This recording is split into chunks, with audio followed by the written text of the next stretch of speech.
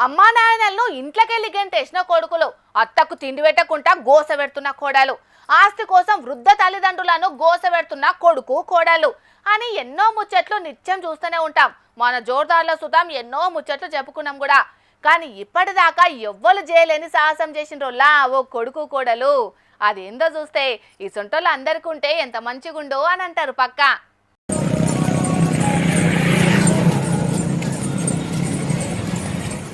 వాహ్!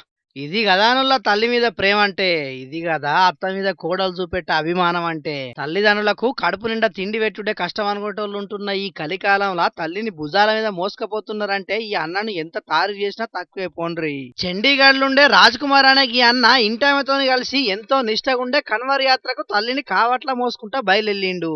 అడిదిక్కు హరిద్వార్లున్న గంగా నదికించి పవిత్ర గంగా జలాన్ని తెచ్చి వీళ్ళకు దగ్గరలున్న శివాలయంలో శివునికి అభిషేకం చేసుడుతోని యాత్ర కథం అవుతుంది. దగ్గర వందల కిలోమీటర్ల దూరము ఇట్లా తల్లిని భుజాల మీద మోసుకుంటూనే యాత్ర చేస్తారట. అయితే ఈ అన్నోళ్ళ తల్లికి మొక్కుండేనట.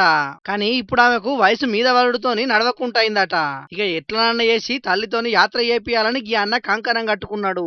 ఇంటి ఆమెకు ముచ్చడి చెప్పి తల్లిని కావట్ల కూసుండబెట్టి భుజాల మీద మోసుకపోయేందుకు తయారైంది. ఇట్లా తల్లికి సుతం బిడ్డ మీద ఉన్న పాయిరంతోని మొదలు అద్దన్నదట గాని తల్లి మొక్కును ఎట్లన్నా చేసి తీరువాలని ఈ అన్న మొండిపట్టు పట్టిండట.